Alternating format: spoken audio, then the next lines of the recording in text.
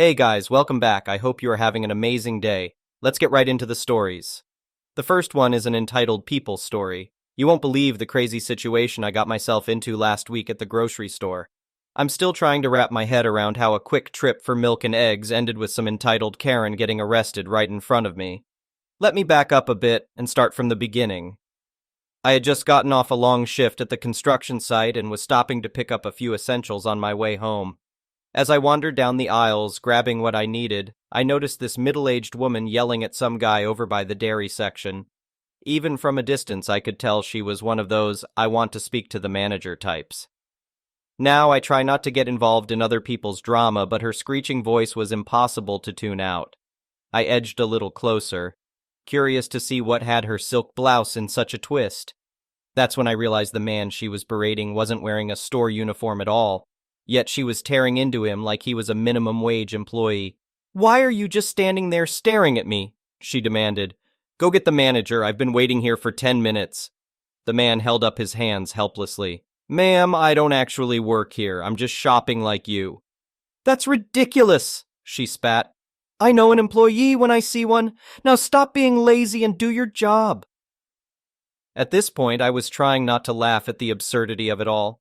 This middle-aged blonde woman had inexplicably decided this random shopper was a grocery store employee, and she was letting him have it for not catering to her every whim. The man attempted to reason with her again. "I promise you, I'm not who you think I am. I don't work here. I'm just picking up some food for dinner." His polite pleas only seemed to fuel her anger. She got right up in his face, jabbing her French manicured finger into his chest. "How stupid do you think I am? I've had enough of your lies and excuses. Now go get your manager before I have you fired." Now, I don't consider myself a confrontational guy, but watching this crazy lady harass some innocent shopper was too much. I decided to intervene before things got uglier. "Ma'am, I think there's been a misunderstanding," I said gently. "This fellow told you he doesn't work here. Maybe you mistook his clothes for a uniform?" She whirled around to glare at me, blonde bob quivering with rage. "Mind your own business. This is between me and this rude employee?" I held my hands up in surrender, not wanting to provoke her further. But the man gave me a grateful nod, clearly relieved to have someone confirm he wasn't losing his mind. Unfortunately, Karen didn't appreciate me contradicting her twisted version of reality. She turned back to the man and slapped him hard across the face. The crack echoed through the frozen food section, and a red welt instantly appeared on his cheek. "How dare you lie right to my face?" she shrieked. "I'm done with your games." Stunned, the man recoiled, gingerly touching his injured face. But after a moment, his expression hardened. He straightened up to his full height and pulled out a badge. "Ma'am, I tried to tell you nicely that I don't work here," he said coolly, "but you seem determined to learn the hard way."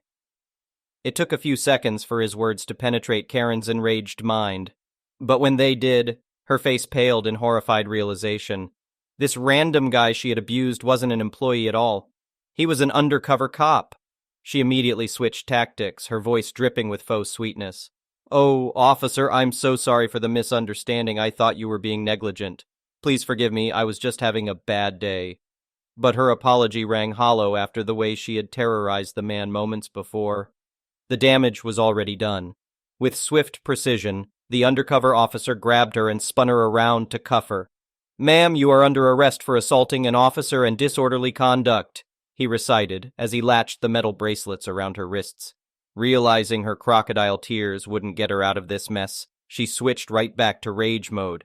She began screaming at the top of her lungs, cursing and threatening the cop. "I'll have your badge for this! My husband is on the city council, he'll destroy your career!" Her tantrum only sealed her fate. The officer called for backup to take her down to the station for booking.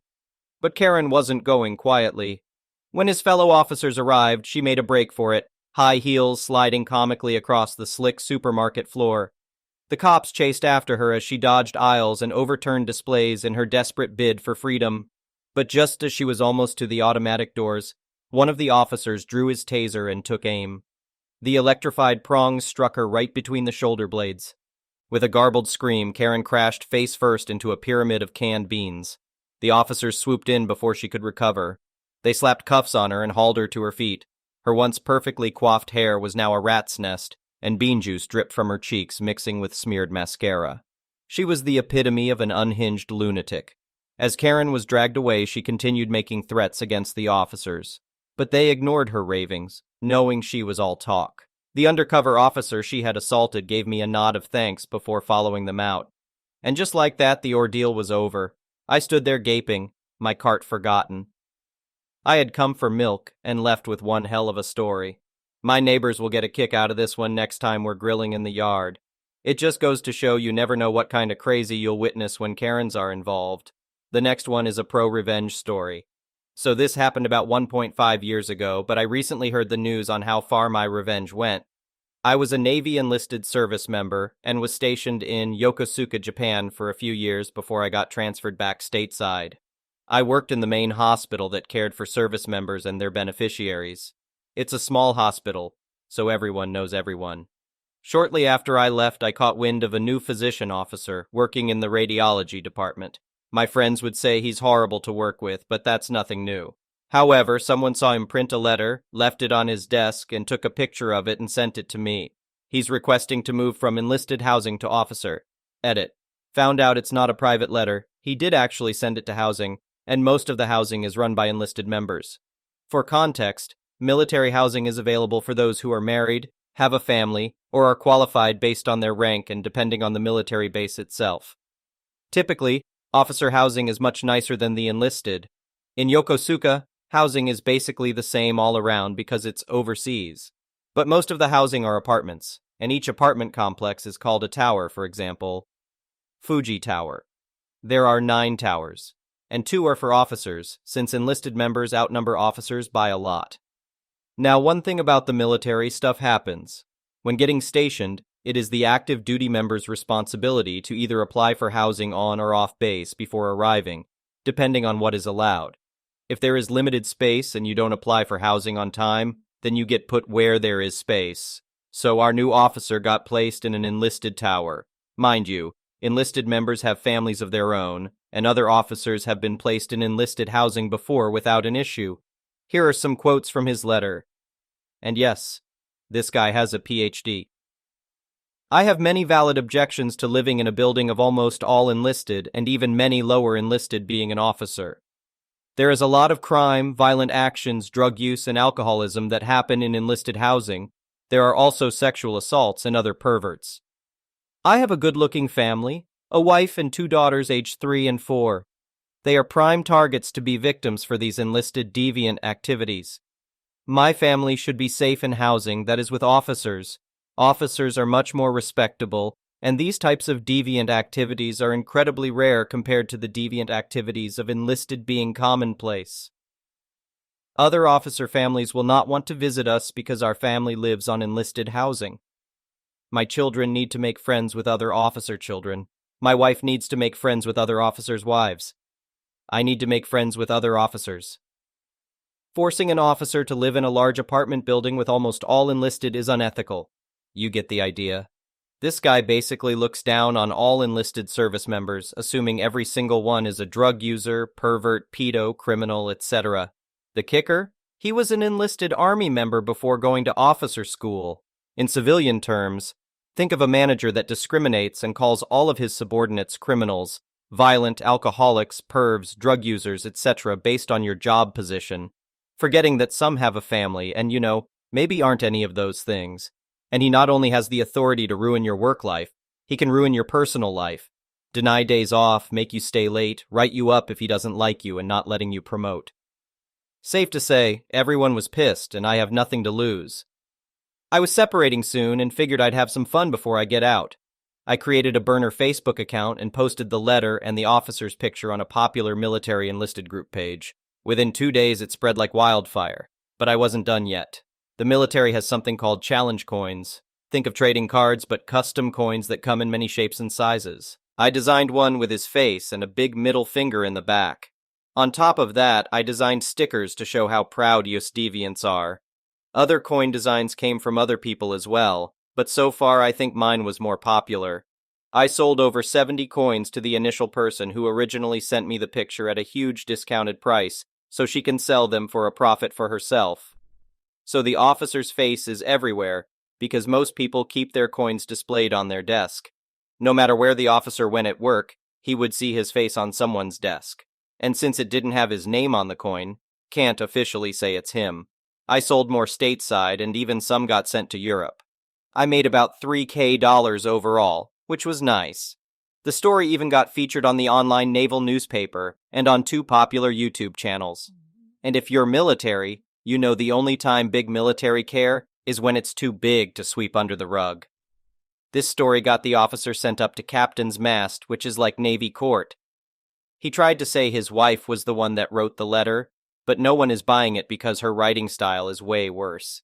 She even tried to take the fall, but no one believed her. They both ended up deleting all social media. Due to this, he got served 3 UCMJ articles, which basically are his offenses. But there's more. When you're in the military, you have a deadline on how long you can be a certain rank. If you don't pick up, then you're kicked out. And because he's new and got served UCMJ articles, he won't be up for promotion and therefore was involuntarily separated. Also, the officer program he went through pays for his PhD. When the military pays for your PhD, you have to serve 10 years to pay them back. If you don't complete 10 years, you have to pay the military back with money instead of time. So he lost his job and now has to pay back the military for his PhD. And since it takes a while for the paperwork to have him and his family sent back stateside, you can bet he socially suffered because no one worked with him.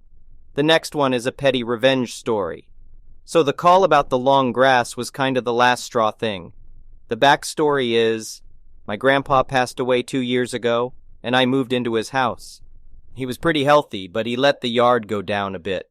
The grass was maintained, but the trees were overgrown. His pond and patio were dirty, etc. Years ago, our neighbor sold their yard to a property builder. Our properties are in an L shape, so our neighbor was using our backyard as her virtual backyard. For the past 2 years, I have been trying my best to maintain the backyard while also working and dealing with my grandpa's stuff. However, for the past few weeks, the backyard has fallen a bit, as stress from work has crept in and I was sick for a few weeks. Before this, the neighbor has always had nitpicks, but I mostly ignored them. But one day they rang my door to complain about the mess in the back, and I told them, I have a life outside this house. If it bugs you that much, you're more than welcome to do the work. Following that, bylaw came by, and they were very understanding about my situation and gave me more than enough time to feel better and mow the lawn. Well, that whole thing pissed me off, and I wanted to get the typical white picket fence, as there wasn't a fence, and we were passively looking for a dog. So I decided, screw it, and built the largest fence I could, and since her house was right on the property line, she now looks out the window, and instead of seeing my backyard, she sees just a wood fence. The next one is a malicious compliance story. I, 29M, am a staff accountant, having worked at the same CPA certified public accountant firm for 9 years. I've had several coworkers over the years, and by this point I am the most senior aside from the CPA who owns the firm. I love my boss. He pays well, no dress code, doesn't clock watch, and doesn't micromanage. I produce great work for him and he leaves me alone. It could not be more perfect. A little about my responsibilities. I do payroll for about 8 clients, as well as ours, this is important. Books for about 12 others. Preparation of the books for tax returns, as well as work on partnership and corporation returns. I'm basically the business package, really. Of the 5 staff accountants my boss employs, I'm the only one who knows payroll. My boss doesn't know how to do payroll, which is not uncommon, quite a few CPAs out there who don't know it, and my coworkers have no interest in learning it. I don't blame them because I often complain because my clients are really bad about sending correct hours the first time around, resulting in having to redo everything from the pay stubs to payroll taxes. It's awful sometimes, but it's also job security. We recently merged with another CPA firm. My boss ensured that we still only report to him as it's an equal partnership. I don't quite know the workings, and frankly I don't care as long as I only report to my same boss. So our office went from 7 people, 1 CPA, 5 staff accountants, and a receptionist, to 18 people, 2 managing CPAs, 3 people who freshly got their CPA, 11 staff accountants, and 2 receptionists.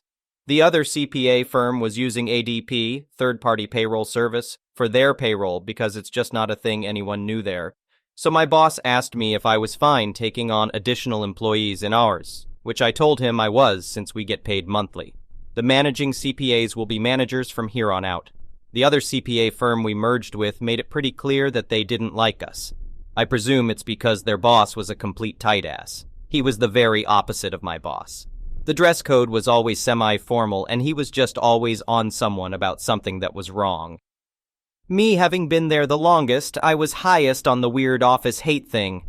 It got to the point where I caught them trying to snoop on my computer a few times, which is also integral to the story. My boss just said to start locking my office when I leave now, so that's what I do now. The other manager had a rule where if the receptionists are out, one of the staff accountants needs to cover the front desk. My boss had no issue with that, as that was our rule as well. Luck would have it, both of our receptionists had called out one day. The other manager asked me to cover downstairs for the day. I had told him no, because I am working on payroll all day, and that is sensitive information. I didn't say it was our payroll, but our payroll was on my to-do list. He said he didn't care and told me to get downstairs. I had called my boss and he had asked me to just please cover and that he would talk to the other manager. The other manager had a big ol' smirk on his face. I reluctantly went downstairs in an annoyed, sour mood, but then a brilliant idea popped up. I'll work on our payroll downstairs. So I started working on our payroll and got all the stubs processed and ready for direct deposit. After that, I started working on the payroll taxes. Think Social Security and Medicare. Part of working on payroll taxes is having a summary of the payroll you just ran. Conveniently, I needed to go to the bathroom, so I minimized all the windows on the receptionist's computer, and I called upstairs to see if someone could cover while I go. As good fortune had it, one of the snoopers was the one who came downstairs.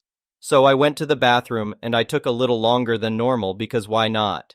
To add additional context, I make considerably more than all of the managing CPA's employees, including his fresh CPAs. I got back to my desk, and he leaves. All my windows aren't minimized anymore. The payroll summary is the first window on the screen. The payroll summary shows everything, and I mean everything. The snooper immediately told everyone, including the other manager.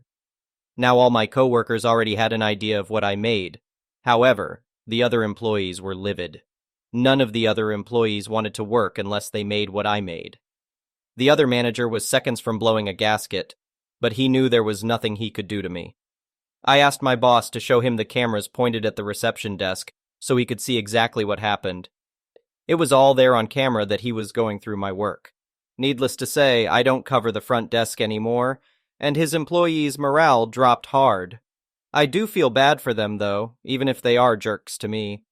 A decent bunch of them left, and maybe about half of them had replacements, so we're down about 4 people. My boss wasn't particularly happy about the situation as a whole, but he said we'll get through it. Morale of the story, don't mess with the only person who knows payroll. The next one is an entitled people story. I need to get this off my chest.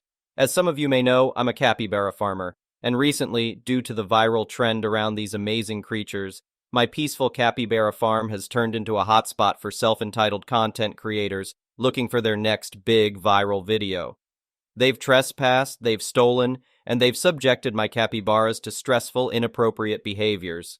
I am deeply disturbed by their lack of respect and total disregard for the well-being of my animals, not to mention the breach of my privacy and property rights.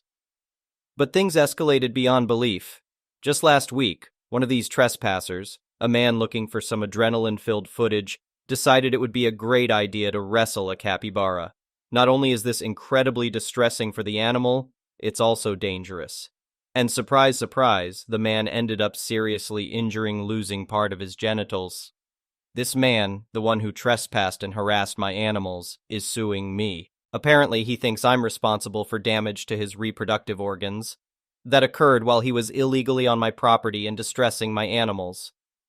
A few days ago, I woke up to find my capybaras all huddled together in one corner of the farm, clearly terrified.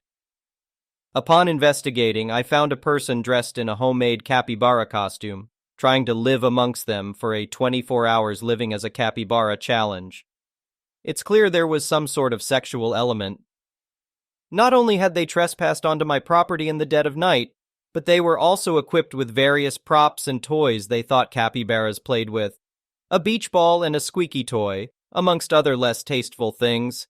They were actively trying to coerce my capybaras into engaging with these objects' toys for their video, causing immense stress to the animals. When I confronted them, their response was shocking. They argued that they were doing the capybaras a favor by making them famous. They truly saw nothing wrong with their actions. I had to call the authorities to have them removed from my property. The disrespect for private property, the welfare of animals, and basic human decency has been simply mind-boggling. The next one is an entitled Parent Story. I've, 21M, been in a surprisingly successful relationship for the past year and a half, ever since I moved to Europe to start my studies. Honestly didn't think I'd hold it together this long, but hey, the girl actually likes me. Shocker. She's honestly perfect. Spiritually, she is a neckbeard, and I love her for it. My parents, not so much. Not because of her personality, they don't care about little things like that. She's European, and that's the problem.